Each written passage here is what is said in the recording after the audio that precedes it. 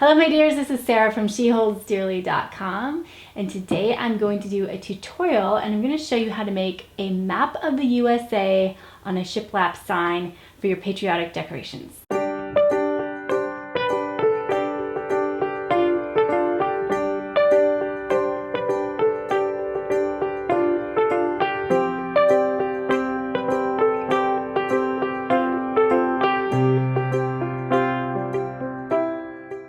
This is something I've been wanting to do for at least a year. It's been on my Pinterest board for summer decorating. In my head, it's gonna go fast and it's gonna be simple. So let's see how this goes. So you may know I don't even own painting clothes. I find that I don't really think they're that necessary, but I do wear aprons when I paint. So, and this I made, actually I have a tutorial on how to take a men's dress shirt and make it into a little bistro apron. So I'm gonna wear this, and then I'll show you the supplies you're gonna need. All right, first of all, you're gonna need your sign. Now you could make this. That's what it looks like on the back. I was in a hurry, so I ordered mine off Amazon. This size is just over 17.5 inches by 21 inches. Not too big, not too small. I'm gonna put this on my piano when I'm done with this. So, all right, for paint, I'm gonna use my favorite Miss Mustard Seed Milk Paint in Boxwood Green. It's called Boxwood. Comes in a powder form. I'm going to show you how to mix it. I first saw this picture on my friend's website. Beth from Unskinny Boppy bought this sign. I think it was at a antique store or something. But anyway, ever since I saw it, I was like, I gotta make that. I'm going to cover my palette sign with this green milk paint. I'm going to distress it with a little bit of sandpaper, and my favorite grit, just kind of my go-to number, is 220. So I've got some 220 grit sandpaper. Then I'm going to top that green paint with this Annie Sloan dark wax. I really love this particular milk paint with dark wax. And I'm gonna finish the outline of the map and the title in white, but I don't like dark wax over white paint. So I'm gonna put the wax on first, which normally I would say not to do, but in this case, it's okay. I'm gonna need a soft rag for that, just to put all over the sign. And then I am going to use a printed out map of the United States. I am gonna link this for you below, so don't worry about trying to track this down. I've got you covered. And then I printed out in a cute font. I haven't decided where I'm gonna put this. We'll decide as we go along where we're gonna put our title. And I'm gonna show you how I transfer images onto a surface. There's several ways you can do it. I'm gonna use the chalk method. So you're gonna need a piece of chalk and a pencil, and that's it. All right, let's get started. I've added 2 tablespoons of water to my jar. I dried it off, and now I'm gonna get 2 tablespoons of my milk paint. And next I need to mix this. I've used a milk frother in the past, and it wasn't my favorite. I feel like it made the paint really bubbly, frothy actually. So now I just have a little tiny whisk that's been used a lot for milk paint, and I am going to mix it with that. You want to get it to the consistency of pancake batter, although I feel like this is pretty thick, so I'm gonna add a little touch of water. You mix it. I like to mix it for like a minute.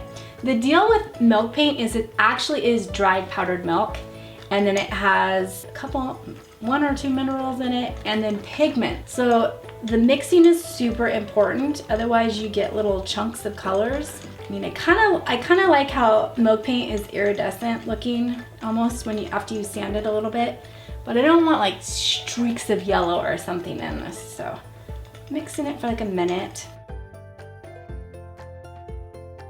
And then I like to just let it sit for about 10 minutes, kind of let it all settle, and then we'll come back and we'll paint our sign. All right, it has been 10 minutes. We are gonna apply this paint to our sign. Some people call this palette board sign. I call it shiplap sign, I don't know. This is my favorite brush too. This is, Purdy sells them, or Magnolia Home. It's a 1.5 inch angled sash brush. And I am not worrying about getting it perfect, because I am gonna come back and I'm gonna just stress this. I also am just gonna hit the edges just in case they are seen, wherever you display it. I suggest painting the little edges as well. Then once we're done with that, we're just gonna let that dry. Shouldn't take more than maybe 30 minutes. And then I'm gonna come back, I'm gonna show you how to distress, wax it, and then we'll get on to the transfer method that I like. All right, the paint is dried. This is what we have. I'm really liking it. And now I'm going to distress this. We have 4 more steps to go.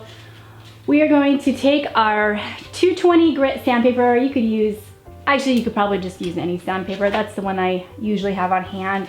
And I'm going to rough up the edges, and then I'm going to, just like my inspiration picture, I am going to thin it right here where the cracks are. And milk paint is pretty dusty when you're sanding, so I'm actually gonna run this outside and do it.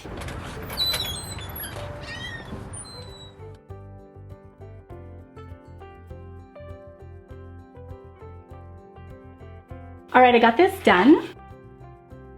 It's not as distressed as the inspiration picture, and honestly using an actual sander probably would have been better, but we got it done. I went ahead and hit, I don't know if you can see, but I did make some spots thinner than others. I just spent a little more time with the sandpaper. So now we're ready for the step where we add the wax. I've tried a lot of waxes over the years to put on my chalk paint and milk paint projects, and I really love Annie Sloan. It's just the right texture. Not too creamy, not too dried out.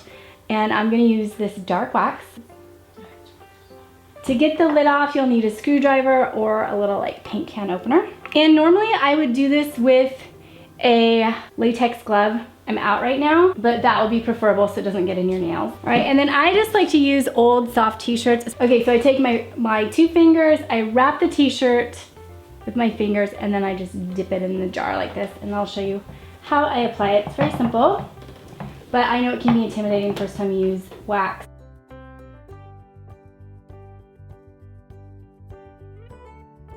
So I just come along and I do, you can kind of get, I might have a little bit much with my dark wax, goes on pretty strong. So I'm gonna especially hit these pieces that I distress, and I try to work in sections. All right, I'm done. As I was putting it on, I was looking at it going, oh, I don't know if I like it. And I had this moment of, well, if worst comes to worst, I'll just share it with you guys, and then I'll just do the green paint again, sand it down again, and get it back. I really liked how it looked before the dark wax. It felt like a vintage chalkboard, which is extra cute when you're gonna add the US map on it. But this is still cute. I went down and put it on my piano, which is where I'm gonna display it, and I do like it, but that is another great option for you if you want it to look more like a vintage chalkboard. Skip the dark wax. I also noticed as I was putting it on that it wasn't going on as evenly as I'm used to, and I think that's because this is raw wood.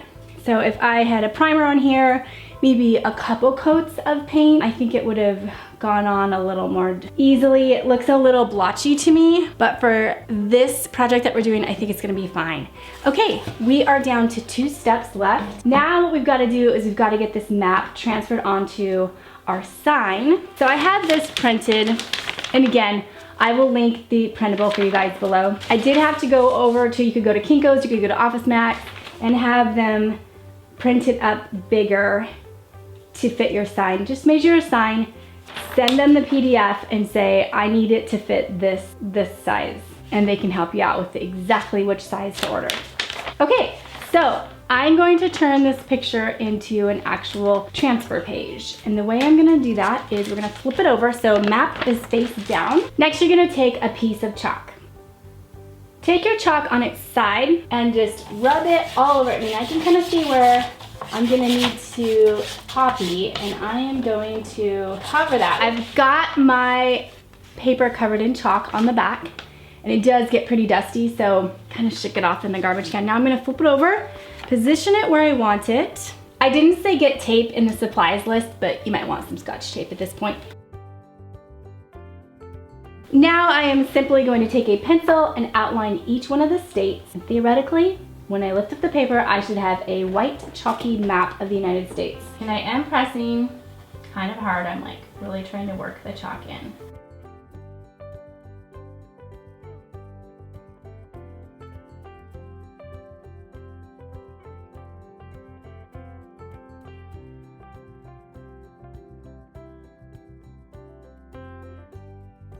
All right, so once I got the map transferred onto the sign with the chalk, then I want you to just take any white paint that you have on hand and you're gonna use that to outline each one of the states. These little sample pots that you can get of paint are really great for projects like this. So any white paint is fine. Get a super tiny brush. You can see how tiny this brush is. So then I'm going to carefully outline each one of the states.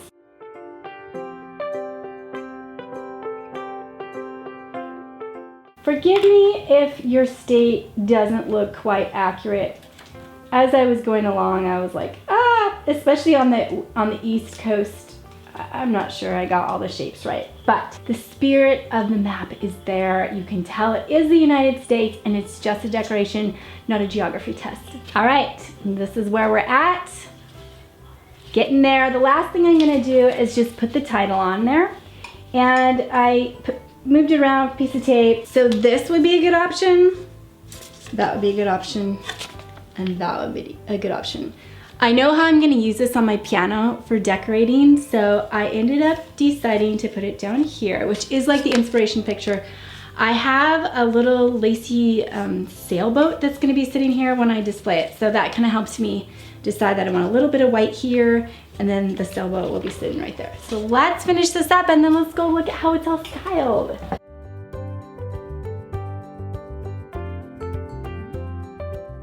Okay, I'm done. It didn't turn out quite as nice as I would like. I think with the inspiration picture, they either stenciled or they had used stickers, which would have been an option, although I don't think it would have matched the other quality of the other part of the painting. So the trick with getting your letters right is to use a really tiny brush that's really pointy so you can just really control your lines, which I didn't have, but it's all right. I think we'll be okay.